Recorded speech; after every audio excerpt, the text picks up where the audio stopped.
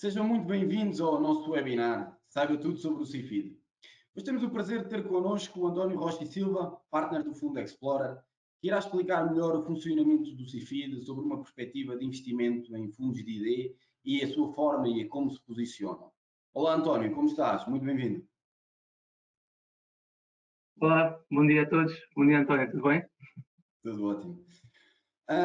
António, permite-me, antes de passar a palavra, gostaria de contextualizar quem nos está a ouvir, de um modo muito breve, aquilo que é o CIFID e de que modo é que o CIFID pode ajudar as empresas no incremento daquilo que é a competitividade das mesmas. Pois bem, o CIFID, para quem não conhece, é um incentivo fiscal à investigação e desenvolvimento empresarial, é o que a sigla significa, e tem como objetivo primordial criar e fomentar o investimento em ID pelo tecido empresarial. Inclusive, a União Europeia estabeleceu como objetivo para cada Estado-membro o investimento em investigação e desenvolvimento de 3% do PIB até, neste caso Portugal, tem até 2030 para atingir esse rácio. Bem, infelizmente estamos abaixo de 50% do objetivo estabelecido, como sabes, e existe muito trabalho a ser realizado neste mesmo campo. Inclusive, eu diria que é mais ou menos consensual que uma economia é tanto mais robusta e dinâmica quanto maior o investimento em ID. Não é por acaso que as maiores economias mundiais são aquelas que têm o maior rácio de investimento em ID em relação ao PIB. Aliás, é esse o objetivo, é esse o espírito deste mesmo benefício fiscal quando foi criado, é exatamente esse, criar as condições adequadas para um ecossistema de inovação, obviamente através de uma dedução em sede de IRC. Estamos a falar por via fiscal daquilo que é o aproveitamento dos custos relevantes nas atividades de ID, como por exemplo o salário das pessoas afetas a essas mesmas atividades, nomeadamente recuperar o custo das horas que estão afetas a esses mesmos projetos que se podem quantificar como investigação e desenvolvimento. E aqui gostaria de fazer uma ressalva, gostaria de fazer um parêntese para as pessoas que nos estão a ouvir e que não têm muito conhecimento do CIFID.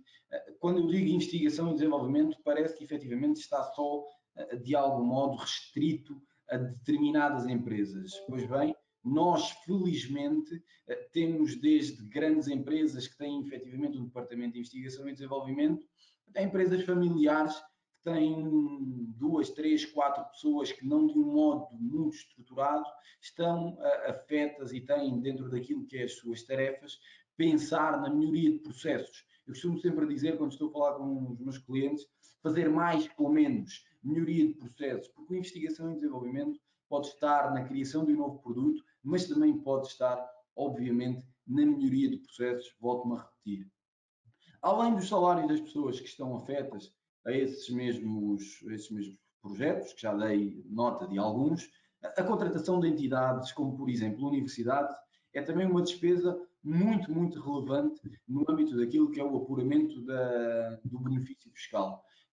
Recordo que, felizmente, as nossas universidades estão cada vez mais próximas das empresas. Existe também aqui um papel muito grande a ser desempenhado pelos diversos players políticos e os players económicos, mas as universidades, aquilo que forem os custos com um projeto de desenvolvimento que tenha sido realizado por uma universidade, também ele é uma despesa elegível no âmbito do CIFID. Outra despesa que também é muito relevante no apuramento daquilo que é o benefício fiscal são os custos de funcionamento. Os custos de funcionamento são todos os custos de contexto que estão associados, nomeadamente salários com pessoas que tenham um grau de habilitação inferior a 4, eletricidade, de algum modo são os overheads que estão associados a esse mesmo projeto. Depois, algo que também já foi alvo do nosso webinar e que também está naquilo que é a nossa projeção, realizar de volta um webinar neste mesmo tema, prende-se com o registro de patentes. Proteger o know-how e o conhecimento é essencial e, como tal, não poderia também de deixar de ser uma despesa associada ao CIFID. E, por fim, a participação em fundos, que é aqui, António, que te convido a explicar-nos melhor como é que as empresas podem otimizar o CIFID, podem criar um valor de CIFID maior através da aquisição de unidades de participação, mas aí tu irás explicar muito melhor do que eu como é que as empresas se podem posicionar neste tema. Por favor, António. Muito bem. Então, em primeiro lugar, muito bom dia a todos. Deixa-me aqui agradecer aqui a iniciativa, DF Iniciativas, para esta webinar. Começo por apresentar-me. O meu nome é António Rocha e Silva, sou aqui o partner responsável pela área de capital de expansão da Explorer. E eu vou, para me ajudar também aqui a guiar e para ter uma coisa mais orientada, partilhar aqui uma apresentação convosco. Pedia só aqui ao Fábio se me desse aqui a opção de poder partilhar a apresentação.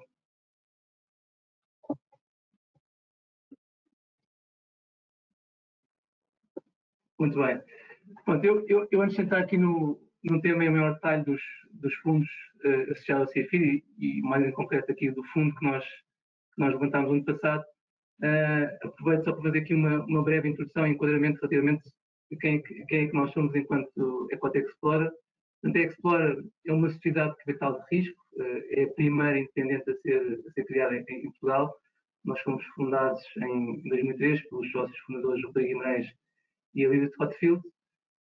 Atualmente somos líderes nacionais em Private Equity, uma vez que temos sob gestão fundos com ativos aqui com um valor aproximadamente de 1,4 bis, que estão aqui estruturados em 4 áreas de negócio. Uma primeira área que é também aqui agente da empresa, que é a área de Private Equity, onde temos aqui os chamados fundos de buyout, ou seja, os fundos onde nós adquirimos as empresas, onde investimos e ficamos com a maioria do capital. Nesta área temos 3 fundos investidos, estamos neste momento a levantar o 4º fundo e ao longo da história da Explorer já angariámos cerca de 600 milhões de euros. António, Secretário de Capital de Expansão, que está lá. António, deixa-me só voltar. Acho que ainda não partilhaste a apresentação com os nossos ouvintes. Pelo menos aqui, já está. Okay. Obrigado. Já estou a ver. Ótimo. Como estava a dizer, a área de capital de expansão, que é uma área que nasceu com um fundo, que era um fundo, que é o Fundo de Reuters Norte, portanto está aqui integrado num programa que foi lançado pelo Ministério da Economia em 2013, quando a Troika esteve cá em Portugal. Portanto, um fundo que tem aqui algumas particularidades no que respeita a um fundo tradicional de private equity, isto porque tem uma componente forte de fundos comunitários. Bom, este fundo ele terminou o seu período de investimento em agosto do ano passado e, na sequência, surgiu então a oportunidade de lançarmos o segundo fundo nesta área de capital de expansão, que é o tal Explorer Growth Fund 2, que é um fundo que, apesar de estar integrado nesta área, tem aqui algumas diferenças, uma vez que está inteiramente ligado à questão do CIFID e à questão do investimento na área de investigação e desenvolvimento.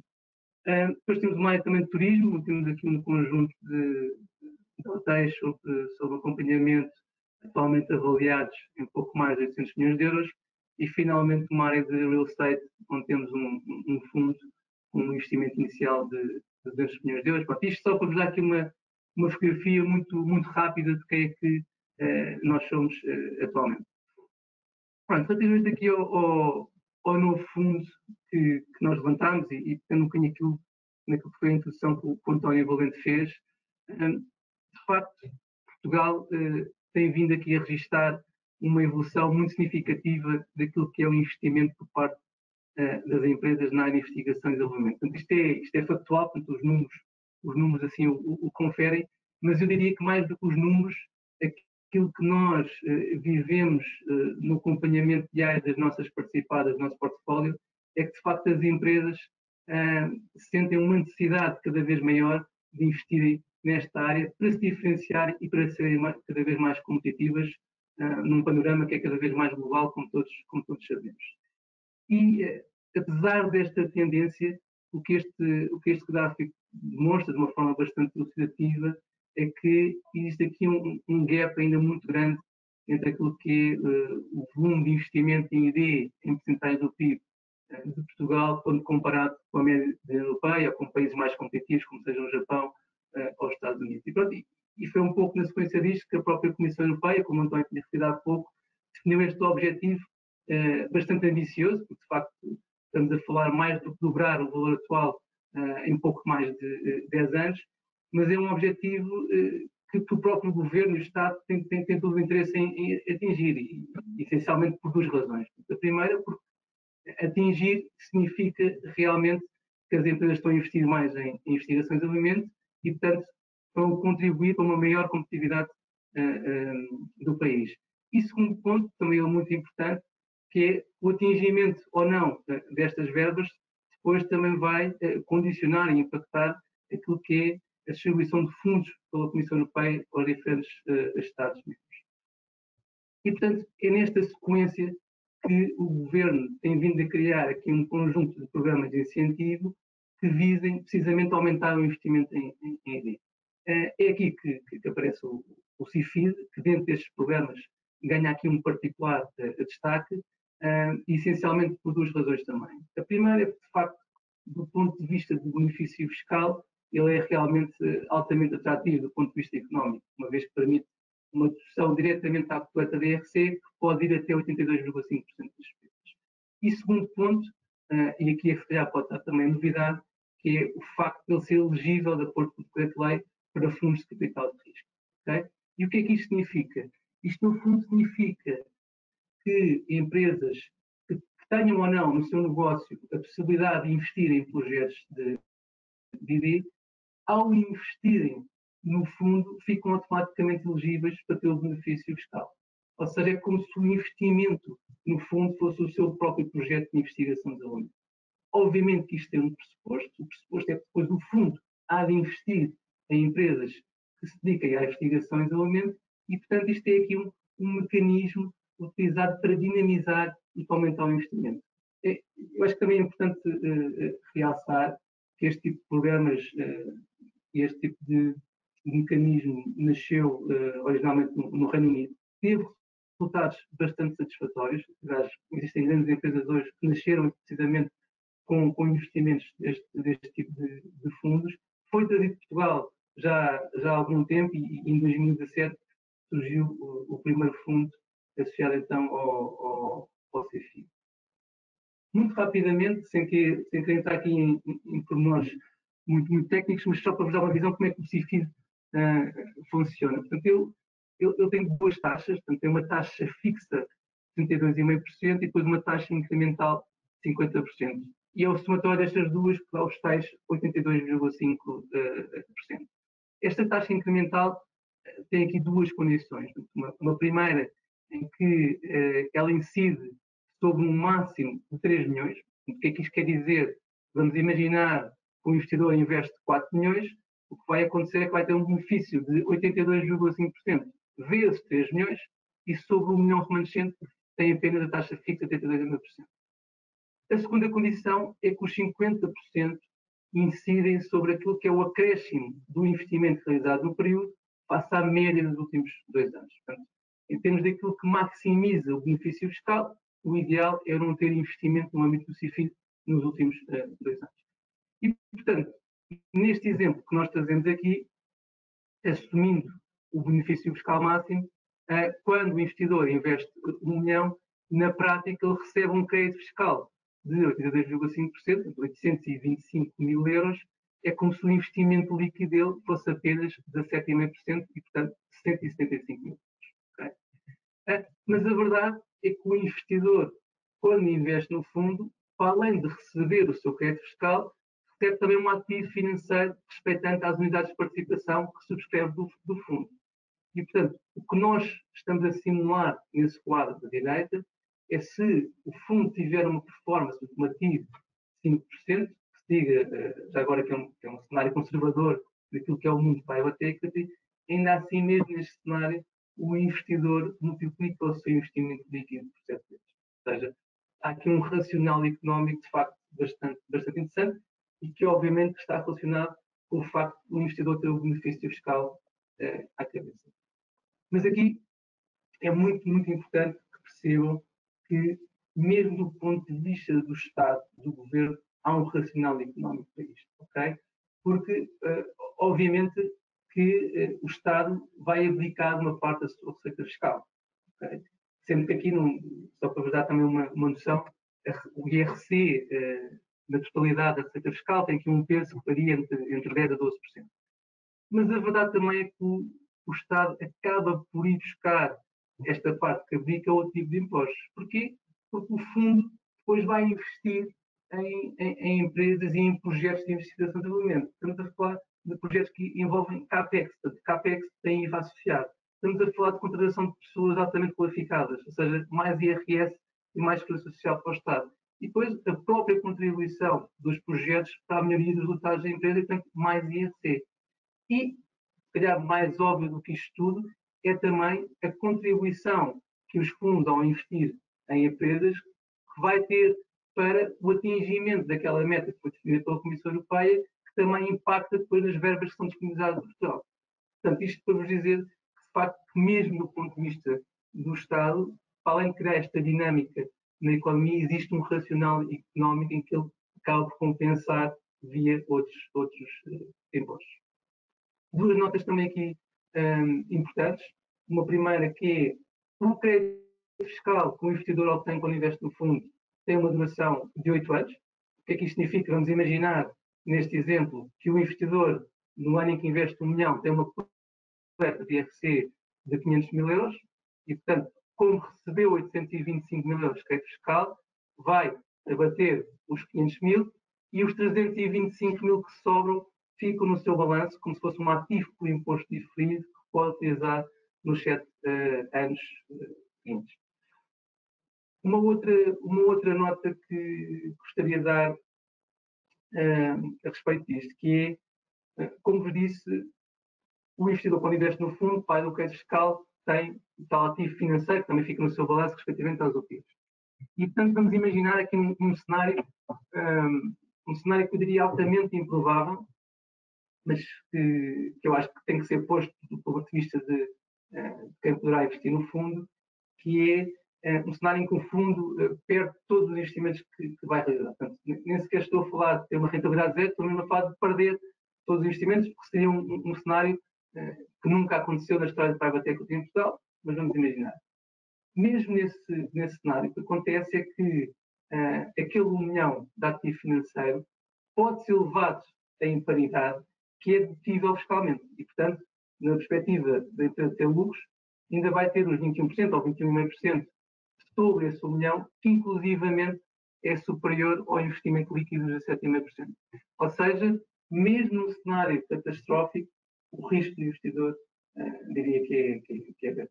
Okay? Passando aqui só para a segunda parte da apresentação, que eu diria que atualmente é talvez o grande desafio de um fundo com estas características. Isto porque eu diria que do lado do benefício fiscal está mais do que comprovado, o próprio governo tem vindo a dar muita força a este mecanismo. Agora, a questão põe-se do outro lado, que é a capacidade que a entidade gestora tem para realmente investir o capital que está a levantar em matéria relacionada com EDs e com alguma rentabilidade. Pronto, e aqui a Explorer, obviamente que tem aqui alguma vantagem competitiva face àquilo que é a concorrência, não seja pela sua história, porque somos os maiores, pelo nosso track record, mas eu diria que mais do que isto também a nossa experiência no primeiro fundo que temos nesta área de capital de expansão, que embora não seja um fundo relacionado com o CIFID, é um fundo que nos deu aqui um contacto com aquilo que é o tecido empresarial português muito diversificado. Só para terem aqui uma ideia, nós no fundo Rui Tavares Norte temos atualmente um portfólio de 33 empresas, PMEs, todas elas no norte com sede no norte do país, onde está, como sabem, grande parte da indústria, que é precisamente o setor que mais investe hoje em investigação e desenvolvimento. Ou seja, tudo isto para vos dizer que, de facto, o nosso contacto hoje com esta realidade do R&D é já muito próximo. Pelo menos 1/3 das empresas do nosso portfólio já hoje investe de forma recorrente em projetos de investigação e desenvolvimento. E, portanto, em termos de empresas target, onde o fundo vai investir, nós definimos aqui uma estratégia muito alinhada com aquilo que é o perfil de risco do investidor deste fundo, que, como devem compreender, é um perfil de risco diferente daquilo que é o investidor típico de private equity. Porquê? Porque o investidor deste fundo, uma vez que recebe o seu benefício fiscal à cabeça, ele está mais preocupado, é que o fundo invista, de facto, o dinheiro de acordo com o seu objeto social, do que grandes rentabilidades, 30%, 40%. E, portanto, com base neste pressuposto, aquilo que nós definimos foi uma estratégia assente aqui em dois grandes vetores de atuação. Em que, no primeiro, vamos olhar para empresas que estão num estágio de maturidade já muito avançado, e aqui estou a falar, por exemplo, de uma EDP, de uma Vial, de uma Vodafone, empresas de uma solidez financeira bastante robusta, e aqui devemos investir com instrumentos de quase capital, com condições muito competitivas face àquilo que é o mercado.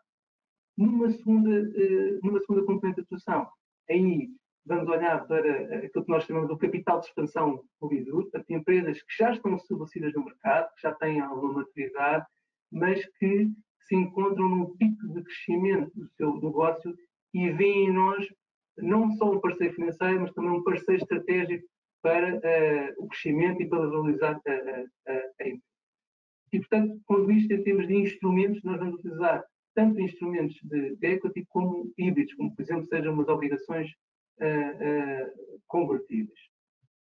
Em termos daquilo que são os nossos tipos de investimento, nós, à partida, temos aqui uma baliza que varia entre 1 e 5 milhões, e este intervalo tem aqui um racional associado. Portanto, nós fomos olhar para aquilo que é a média dos projetos de ID em Portugal, que hoje é em torno dos 2,5 milhões, e foi com base nesse racional que define este intervalo. Contudo, temos também aqui alguma flexibilidade e, portanto, podemos, inclusivamente, fazer investidores superiores a 5 milhões, se assim o fizer sentido, e até definir aqui uma questão que é fazer o investimento em diferentes tranches mediante o cumprimento de determinado tipo de condições.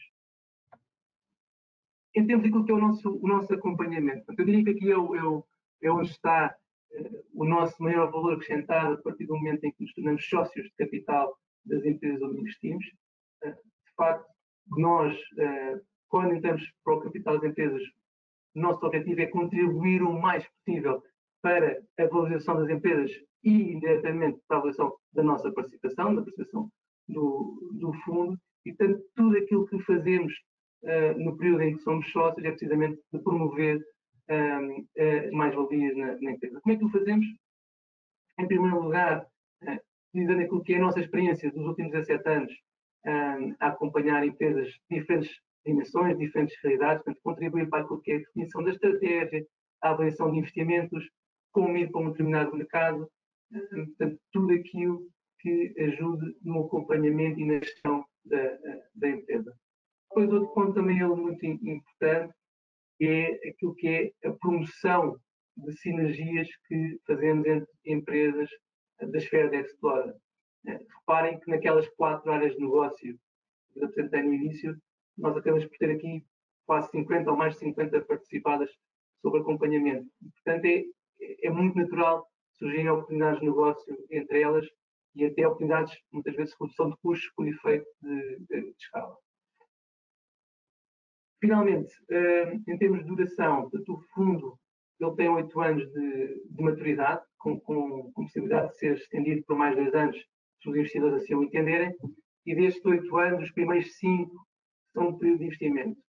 Aqui gostaria apenas de fazer uma ressalva, porque muitas vezes pode-se fazer confusão de pensar que, pelo facto do fundo ter 8 anos, o investidor tem que ficar à espera dos 8 anos para receber o seu capital de volta, e não, ou seja, o nosso objetivo é começar a fazer investimentos. Aliás, neste momento estamos com investimentos em curso logo desde o primeiro ano, e, portanto, estes investimentos têm já calendário de reembolsos, e, portanto, o nosso objetivo é, já para o ano, começar a devolver capital aos investidores. Aliás, nós temos todo o interesse nisso, porque nós temos uma comissão de performance que varia em função da rentabilidade ativa do fundo, e, portanto, quanto mais cedo devolvemos o capital aos investidores, maior a rentabilidade e maior é o potencial da nossa comissão de performance.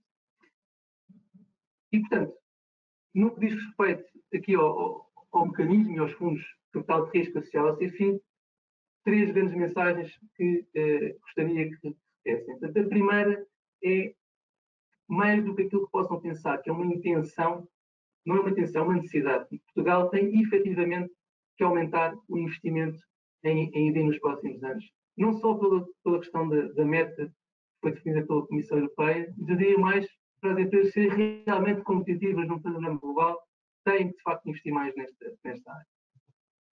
O CIFID aparece aqui, de acordo com o que é o decreto-lei, como um mecanismo elegível para fundos de capital de risco e que permite dinamizar este aumento, esta necessidade de aumentar o investimento em ID e, portanto, a atratividade deste mecanismo que, com uma performance exemplificativa de 5%, permite ao investidor multiplicar o seu investimento líquido por 7 vezes, é algo que simplesmente não existe comparável no mercado com este nível de risco. Apenas para terminar, dar-vos uma nota da situação atual do fundo. Em primeiro lugar, terem só aqui uma noção daquilo que referi há pouco, que é, de facto, há uma tendência crescente daquilo que é o investimento em ID em Portugal. Para esta evolução, já se nota uma contribuição significativa dos fundos de capital de risco. Portanto, em 2018, por exemplo, representavam cerca de 78 milhões de euros, em 2019 já representam 220 milhões de euros, e portanto já é aqui um crescimento bastante significativo. 2 notas muito relevantes relativamente aqui à força que este mecanismo tem. Por um lado, o facto do orçamento de Estado de 2020, na altura, ter prolongado o CIFID até 2025, portanto, ele terminava este ano, foi prolongado até 2025. E depois também temos uma entrevista recente do presidente da ANI, a ANI, que é a Agência Nacional de Inovação, que é a entidade pública que pertence ao Ministério da Economia e que gera todo este processo CIFID, e em que o Eduardo Maldonado vem, de facto, nessa entrevista, a incentivar as empresas a investirem nos fundos, precisamente para dinamizar o investimento em ID. Pronto, nós, como transmiti há pouco, nós iniciámos o levantamento do fundo no final do ano passado.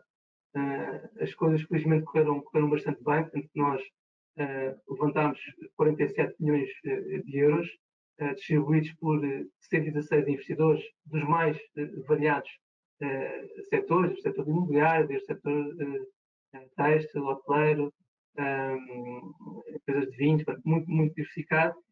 E isto faz com que, neste momento, o capital que nós temos disponível no fundo seja, de certa forma, limitado. Nós na altura, definimos um hard cap, um máximo, no fundo, de 75 milhões, e uma vez que já levantámos 47 milhões, neste momento temos 28 milhões disponíveis no fundo. Isto para dizer, para investidores que realmente tomem a decisão de investir no fundo, têm sempre a possibilidade de subscrever já as unidades de participação, mesmo depois só façam transferência no final do ano, isto numa lógica de reservar espaço neste esteja disponível.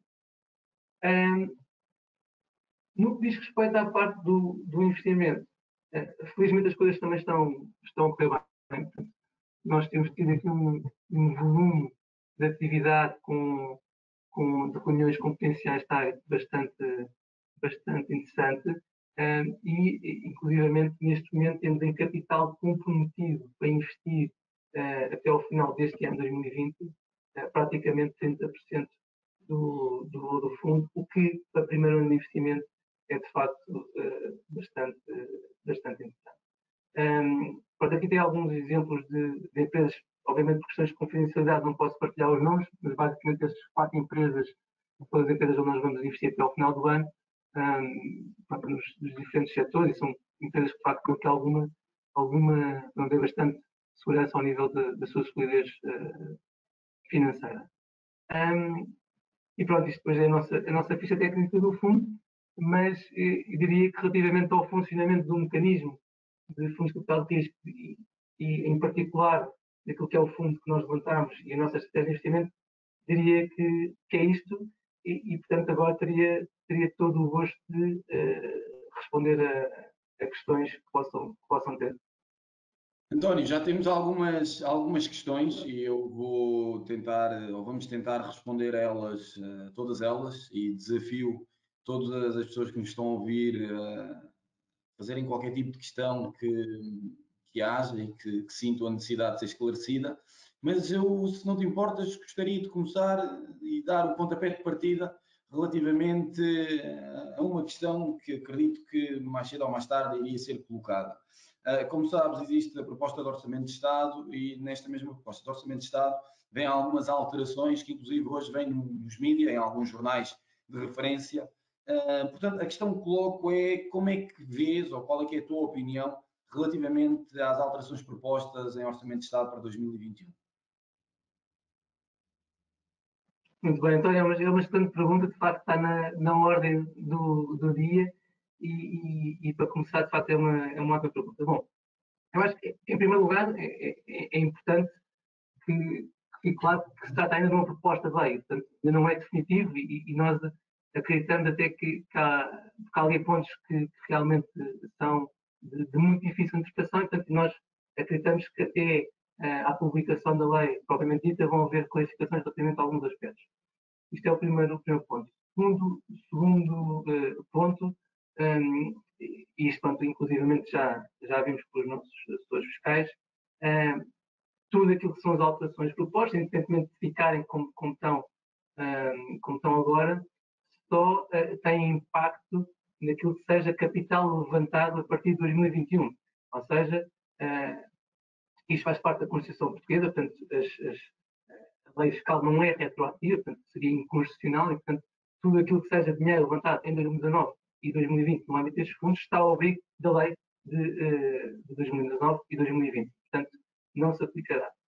Contudo, e apesar disto tudo, eu, para ser muito sincero, não estou muito preocupado com as alterações. Acho que algumas delas até as entendo perfeitamente e acho que fazem todo o sentido e acho que não põem de forma alguma em causa o mecanismo e o propósito com que ele foi criado. Eu diria até, e se calhar antecipando aqui aquilo que poderia ser a principal preocupação dos investidores, que é, bom, e se o fundo não conseguir investir o dinheiro no prazo de 5 anos, a hipótese de eu, investidor, poder perder o meu benefício fiscal. Eu diria que a probabilidade disso acontecer é, de facto, não posso dizer que é zero, mas eu diria que é muito, muito, muito reduzido. Passo a explicar porquê e qual é o racional disto que estou a dizer. Primeiro, é a evidência. A evidência que é o facto de nós hoje, neste primeiro ano de investimento, no contexto muito particular que vivemos da pandemia, nós temos 30% do fundo que vamos investir este ano e até vos posso transmitir que se quiséssemos podíamos investir mais, não o vamos fazer por uma questão de gestão de risco. Okay? Isto é a primeira evidência.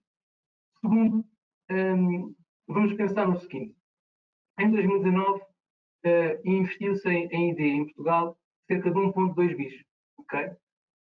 1,2 bis que nós sabemos que é um valor reduzido, que representa 1,4% do PIB, e nós sabemos que nos próximos 10 anos temos que passar para os 3%. Portanto, 1,2 bis, um valor reduzido. Atualmente, estima-se que nestes fundos de capital de risco tenham sido levantados cerca de 300 milhões de euros, que têm períodos de investimento, alguns 5 anos, outros 7 anos, varia.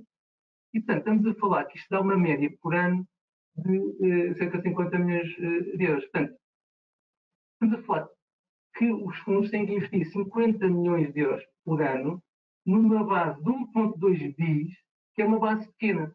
Portanto, 5%. Ou seja, diria que o potencial de investimento é tão, tão, tão grande que este risco é próximo de nulo, ou seja, é mesmo muito, muito reduzido. E obviamente isto depois tem a ver também, aqui, no caso particular é fora, com a nossa estratégia de investimento. Ou seja, quando eu vos falei daquelas duas vertentes de atuação, e principalmente na vertente em que estamos a falar aqui de empresas de facto que estão nos estágios de maturidade já muito avançados, são empresas que investem de facto muito em ID e que veem em nós um instrumento para investirem ainda mais em investigação e desenvolvimento, que é precisamente isso que se pretende com este tipo de instrumento. E, portanto, nessa perspectiva, não vejo aqui um risco potencial. Portanto, resumindo, trata-se de uma proposta de lei e nós acreditamos que ainda vai ser alterada. 2, só impacta a partir de fundos levantados em 2021. E terceiro, ainda assim, não nos parece que ponha de forma alguma em causa os objetivos com que este mecanismo foi criado. Espero ter sido claro, António, se não há uma questão adicional.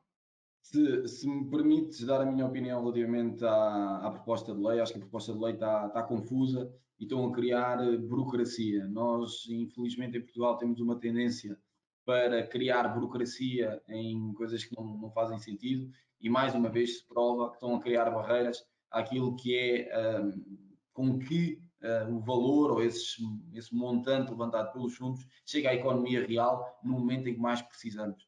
Portanto, se efetivamente alguém com poder de decisão está a ouvir, esta é a minha opinião pessoal, não é a opinião institucional da empresa, obviamente, e como tal, acho que deveria ser revisto de imediato.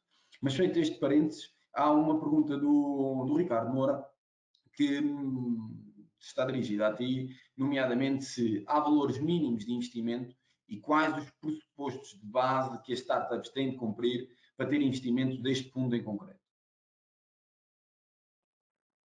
Em termos dos investimentos mínimos no fundo, existe um montante mínimo, portanto, o montante mínimo de subscrição são 100 mil euros, e depois as OPs têm um valor de 50 mil euros, portanto, depois pode investir em múltiplos 50, 150, 200, 250, etc. Relativamente à questão da startup, é que eu não percebo bem, António, podes só repetir? Sim, quais os pressupostos de base que as startups têm de cumprir para terem investimento do fundo mais adiante? Ok. Pronto, nós, conforme vos disse, temos aquelas duas estratégias de investimento e que está muito relacionada com aquilo que é o perfil de risco do investidor, conforme expliquei, e, portanto, não é o nosso foco e investimos em empresas que estão no estágio mais inicial. Contudo, nós nos podemos essa hipótese e temos até pensado e reservado que podemos, entre 5% e 10% no máximo do fundo, destinar a startups, obviamente que sempre em condições muito específicas, porque não faz parte do perfil de risco deste fundo e da nossa estratégia. Estamos muito expostos ao risco, como é uma empresa típica de startup. A esse propósito, o que é que preciso referir? Nós montámos um advisory board para este fundo, que basicamente reúne um conjunto de especialistas nas diferentes áreas de maior potencial do ID, como seja o healthcare, IT, mesmo na área da indústria, e, portanto, têm surgido, neste período, neste primeiro investimento, já surgiram algumas startups que levamos esse advisory board, em que há um debate e na sequência dessa troca de ideias se define se há ou não potencial para investir na startup de acordo com o risco e de acordo com o potencial. Portanto, em termos de condições, não há nenhumas condições pré-definidas, ou seja, nós não excluímos e, portanto, se houver uma startup que queira receber, pode sempre entrar em contato connosco, que nós seguramente estamos a olhar e avaliar. Contudo, é importante, não é o nosso foco de atuação, conforme expliquei, e tem muito a ver com o perfil de risco deste fundo. Naturalmente. António, outra questão para ti. Eu estava aqui a pôr neste slide. Desculpa? António, desculpa interromper, estava aqui a pôr neste slide, porque tinha visto no chat uma pergunta de alguém a perguntar, ou que não tinha percebido muito bem como é que funcionava a taxa incremental dos 50%. Não sei se era essa a próxima pergunta que... Não, aliás, essa eu posso explicar sem o slide, é muito simples. A taxa incremental, e há várias perguntas relativamente a isso, o CIFID pode ir até 82,5% e tem duas taxas. Tem a taxa base relativamente ao ano, por exemplo, relativamente a 2020, recupera 32,5%, e depois relativamente ao 2019 e ao 2018, recupera a média aritmética dos 2 anos, desde que efetivamente seja superior. Portanto, aí vai buscar essa taxa incremental dos 50%. Se não considerarmos as despesas de 2019 e 2018 pela sua inexistência, obviamente por uma questão matemática, incide os 82,5% sobre o 2020. Portanto, é esta a forma de cálculo, advém efetivamente da própria lei. O espírito que está aqui é efetivamente, ano após ano, as empresas aumentarem o investimento em ID daquilo que é os anos anteriores. Penso que assim as pessoas consigam perceber efetivamente melhor. Mas a pergunta que tive a fazer não era esta, era efetivamente da Elsa, não sei se inclusive podes ou queres partilhar connosco, mas acho que é pertinente no âmbito de como funciona a comissão de performance que referiste. Certo, sim. A comissão de performance, isto funciona muito é típica em private equity, está associada à rentabilidade do fundo. Ou seja, o que é que quer dizer? Se o fundo realmente tiver uma performance, se a entidade gestora estiver a investir bem, a fazer bem os seus investimentos e a tirar a rentabilidade daí, então o que a entidade gestora propõe é que haja uma partilha da mais-valia que o gestor tem com a entidade gestora e na lógica de premiar o seu trabalho. Portanto, o que nós dizemos é que quando o fundo devolve 67,5% do valor investido pelo investidor, o que representa, no caso do investidor, ter o benefício fiscal máximo, já 4 vezes do dinheiro que ele investiu de investimento líquido. Acima disso, aplicamos uma TIR mínima de 2% e, a partir desse valor, há uma percentagem da mais-valia que é partilhada connosco. E depois funciona por intervalo, ou seja, quanto maior a TIR acima dos tais 67,5%, maior a comissão de performance que calculamos. Ou seja, mas é importante que percebam que é sempre uma lógica de partilhar ganhos, ou seja, nós nunca podemos cobrar a comissão de performance se realmente o fundo não tiver rentabilidade. Portanto, o que nós estamos a dizer é, bom, o fundo tem rentabilidade, o investidor já está a ganhar bastante dinheiro, multiplicar 4 vezes o seu investimento já é bastante interessante, e só a partir daí, de uma TIR de 2% acima disso, é que nós perdemos uma parte da mais-valia. Okay? Acho que ficou claro. Existe outra questão por parte do Renato, que diz: bom dia e obrigado pela apresentação. Uma empresa que tenha obtido um benefício fiscal com o CIFID no ano de 2019 pode beneficiar do investimento no fundo.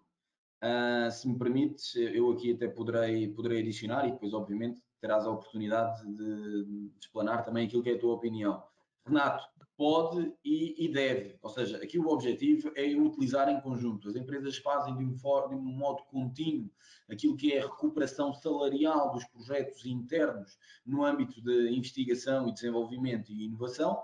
Portanto, pode fazer o CIFID, chamemos do CIFID convencional, no âmbito da recuperação das despesas que eu indiquei no início, isto para o exercício 2020, e otimizar em termos fiscais e depois em termos económicos, porque como o António teve a oportunidade de dizer, pode ter uma rentabilidade e em princípio terá uma rentabilidade nesse mesmo investimento em unidades de participação. Junto às duas ainda tem um benefício superior.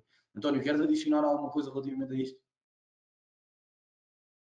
Sim, ou seja, dizer só que o benefício fiscal decorrente do investimento no fundo, ele é cumulativo não só com o próprio CIFID da empresa, mas também com outro tipo de benefícios fiscais que a empresa pode vir a ter.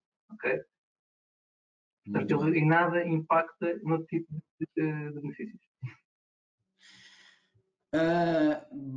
Existem várias questões, muito elas relacionadas com aquilo que é os valores de investimento, a taxa incremental, já tivemos a oportunidade de abordar.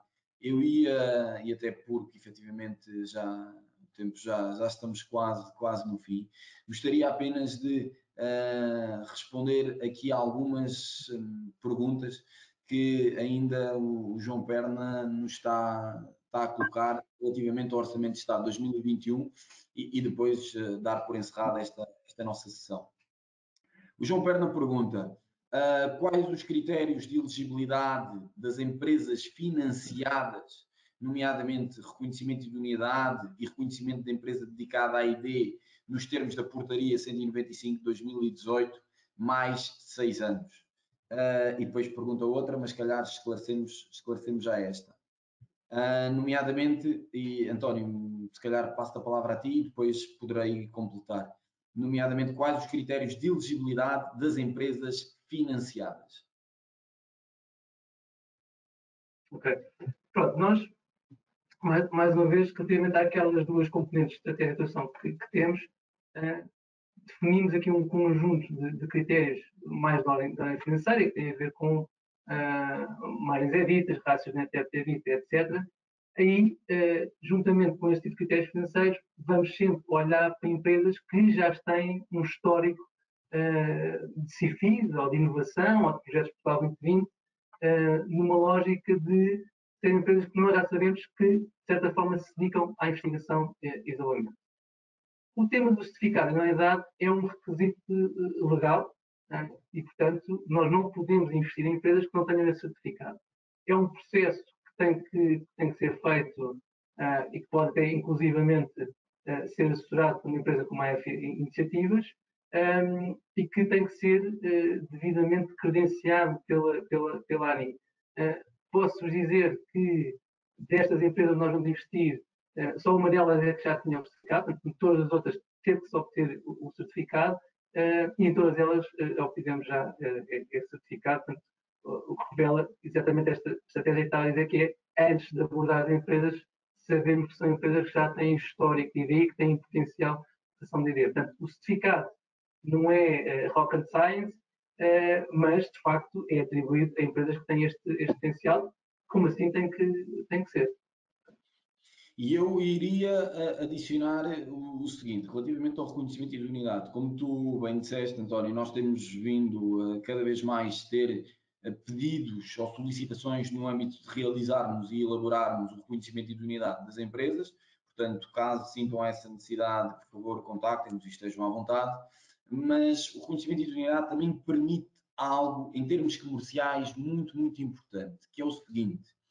As empresas que estejam reconhecidas como idóneas estão, em termos teóricos e práticos, equiparadas às despesas de universidades que disse quando o início do nosso webinar. Ou seja, o que é que isto significa?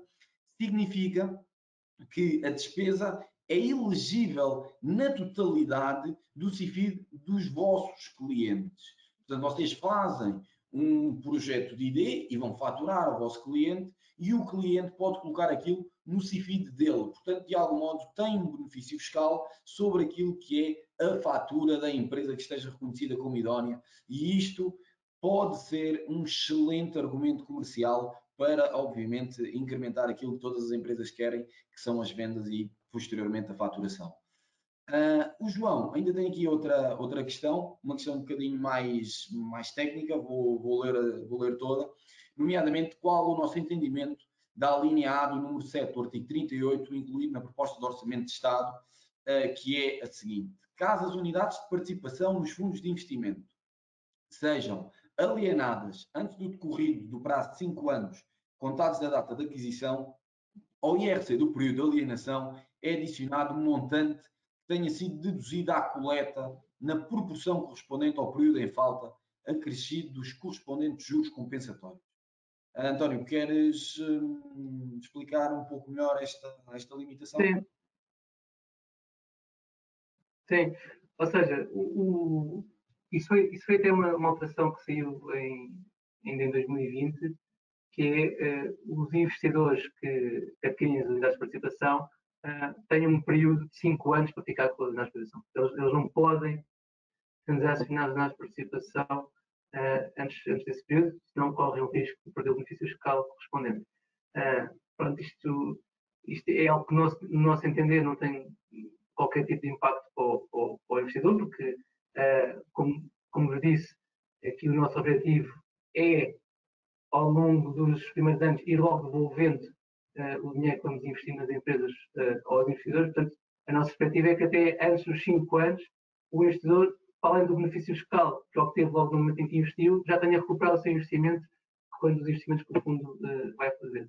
Depois dos 5 anos, o investidor já pode transacionar as suas unidades de participação em mercado secundário. Pode tender as UPs a descontos, ou como quiser, a fundos de fundos. Isso já é uma opção depois de cada investidor. Portanto, não vemos isso como aqui um risco do lado do investidor, simplesmente tem que ficar com as unidades de participação durante aquele período. Isso é, de facto, uma exigência da lei, mas que já era até inclusive o ano passado. Sim, partilho de tudo o que disseste e acredito que não seja um grande problema para qualquer investidor. Antes de dar por terminado esta mesma sessão, deixa-me só esclarecer aqui o Renato, que questiona se o benefício fiscal associado ao fundo está sujeito a algum tipo de certificação por parte da ANI, tal como o tradicional. Renato, o investimento no fundo é como qualquer despesa, ou seja, necessita efetivamente depois da candidatura realizada à Agência Nacional de Inovação e a posteriori a ANI irá dar o ok relativamente a isso. Portanto, sim, necessita desse tipo de candidatura ou esse tipo pro forma, à semelhança daquilo que é o CIFID tradicional, que foi inclusive a expressão que o Renato utilizou. Antes de darmos esta nossa sessão terminada, António, convido-te a... Desculpa, António, deixa-me só complementar nessa resposta, porque o que é importante, porque, tal como tu disseste bem, é realmente um pro forma. De facto, o investidor tem que fazer a candidatura na ANI, mas só para termos uma noção, o nosso fundo está registado na CMVM, com o objeto social de acordo com o decreto-lei, e, portanto, o que a ANI faz é uma verificação que, de facto, o investidor investiu neste fundo que está registado na CMVM e um comprovativo da subscrição das UPs, mas não é nada mais do que isso, portanto é um processo até relativamente simples, ao qual nós utilizamos um guião para o preenchimento da candidatura. Sim, sem dúvida. António, estava a dizer se querias dizer alguma coisa antes de darmos por encerrada a nossa sessão. Desde já, deixa-me dizer, foi muito agradável estar aqui nesta quase uma hora que decorre a nossa sessão, mas querias terminar dizendo alguma coisa a quem nos está a ouvir e que esteve connosco nesta última hora. Sim, eu acho que, pronto, em primeiro lugar, agradecer mais uma vez esta iniciativa e a oportunidade de nós também apresentarmos aqui o nosso fundo e tudo aquilo que é a história da Explora, mas deixar também aqui uma nota que é qualquer questão adicional que tenham, qualquer dúvida que queiram esclarecer, pronto, podem sempre nos contactar. Eu não sei se depois vai ser partilhado, mas imagino que sim, os nossos contactos com todos os participantes e, portanto, eu acho que o mais importante do que tudo, fala-se muito, pois há notícias que são escritas e que não estão totalmente alinhadas com o que foi o espírito do que foi publicado na lei e, portanto, o mais importante é que não haja dúvidas e que o investidor ou mesmo o target tome a sua decisão com a informação toda e com a informação correta, ok? Por isso, eu faço questão que sejam partilhados os nossos contactos pessoais para que qualquer dúvida não hesitem aqui em contactar-nos. Sim, aliás, à semelhança daquilo que são os eventos que realizamos, vai ser partilhado no final desta sessão, envio por e-mail, seja das apresentações que foram aqui mostradas, seja os contactos, bem como um documento com as perguntas e respostas que foram alvo destes últimos minutos. Portanto, será enviado para todos os presentes e todos os inscritos. Agradecer a tua presença, António, foi mais uma vez um prazer enorme ter-te comigo nesta sessão e convidar a todos os nossos ouvintes a estar connosco na próxima sessão, onde iremos discutir a questão da saúde em Portugal, aquilo que é o plano estratégico da saúde 21-23, que será na próxima sexta-feira, 23 de outubro, às 11 horas. Até lá, foi um prazer estar convosco.